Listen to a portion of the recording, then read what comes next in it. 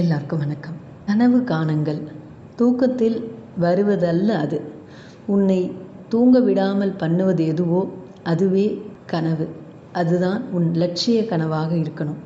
அது அடையிறதுக்கு நம்ம என்றைக்குமே தயாராக இருக்கணும் அப்படின்றது நம்மளுடைய ஏபிஜே ஐயா அவர்களின் கூற்று. இது நம்ம ஒரு சின்ன கதை மூலியமா இன்றைக்கி தெரிஞ்சுக்க போகிறோம். ஒரு காட்டில் 3 மரம். அந்த 3 மரமும் தங்களுடைய கனவை பற்றி பேசிக்குது. முதல் மரம் சொல்லுது, ஒரு நாள் நான் ஒரு அழகான மரப்பேழையாக ஆகணும், விலை உயர்ந்த பொருட்களையும் செல்வங்களையும் என்னுள்ள வச்சுக்கணும் அப்படின்னு சொல்லுது. 2வது மரம் சொல்லுது, நான் ஒரு பலமான பெரிய கப்பலாக ஆகணும், அரசர்கள் ராணிகள் அப்படின்னு பெரிய பெரிய ஆளுகள்னால் இந்த சீற்றமாக இருக்கிற கடலில் கூட நான் பாதுகாப்பாக அவங்கள கூட்டிகிட்டு போகணும் அப்படின்னு சொல்லுது. 3வது மரம் சொல்லுது, நான் இந்த காட்டிலேயே உயரமாக வளரணும், விண்ணை முற்ற அளவுக்கு என் உயரம் இருக்கணும், அது பார்த்தா கடவுள்கிட்ட நான் இருக்கிற மாதிரி எனக்கு தோணணும், அதுதான் என்னோட கனவு அப்படின்னு சொல்லுது. கொஞ்ச நாள் ஆயிடுது. மரத்தெல்லாம் வெட்டுறதுக்கு தச்சர்கள் வராங்க. மரத்தில் கிட்ட போய் நிற்கிறவங்க, இது நல்ல பலமாக இருக்குது, அதனால் இதை பெட்டி செய்கிற தச்சங்கிட்ட விற்றுடலாம் அப்படின்னு சொல்கிறாங்க. மரத்துக்கும் தான் நினச்ச மாதிரியே பேழையாக தான் போக போகிறோம் அப்படின்னு நினச்சி ரொம்ப சந்தோஷம். 2வது மரத்துக்கிட்ட வர்றாங்க, இது கப்பல் செய்ய ஏதுவாக இருக்கும்னு நினைக்கிறோம், அதனால் இதை நம்ம துறைமுகத்தில் விற்றுடலாம் அப்படின்ற முடிவுக்கு வந்துடுறாங்க. அதுக்கும் ரொம்ப மகிழ்ச்சி, பெரிய கப்பலாக ஆக போகிறோம் அப்படின்னு சொல்லிட்டு.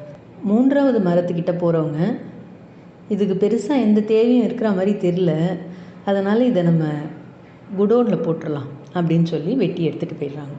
தச்சங்கிட்ட போன அந்த முதல் மரம் ஒரு தீவன பெட்டியாக செய்யப்பட்டு தொழுவத்தில் வைக்கோல் வைக்க பயன்படுது.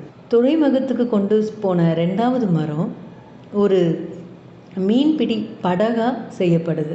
3வது மரத்தை வெட்டி கிடங்குல போட்டுடுறாங்க. இப்படி இந்த 3 மரத்தோடையும் அதோட கனவுகள் செதஞ்சு போகுது. காலம் மாறுது, மரங்களும் தங்களுடைய கனவுகளை மறந்தே போயிடுது. அந்த தொழுவத்துக்கு ஒரு ஆணும் பெண்ணும் வர்றாங்க. அப்போது அந்த பெண் குழந்தை பெற்றிருக்காங்க. அந்த குழந்தைய முதல் மரத்தால் அந்த செய்யப்பட்ட அந்த தீவன பெட்டியில் இருந்த வைக்கோலில் வைக்கிறாங்க.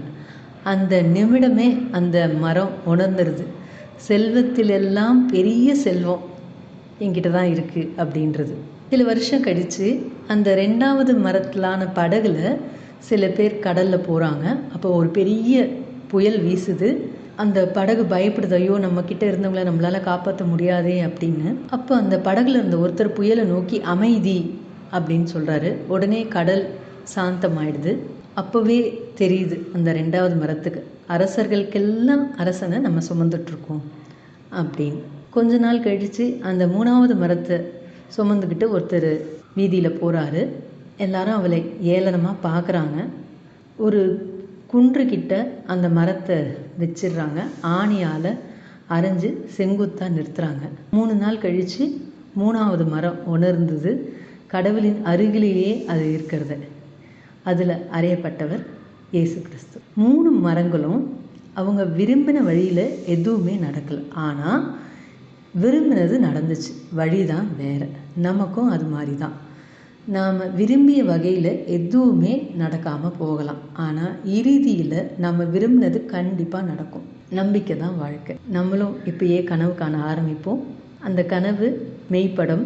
நம்ம பாரதியாரோட கூற்றும் அதுதான், நம்மளுடைய ஏபிஜே அவர்களின் கூற்றும் அதுதான். நன்றி, வணக்கம்.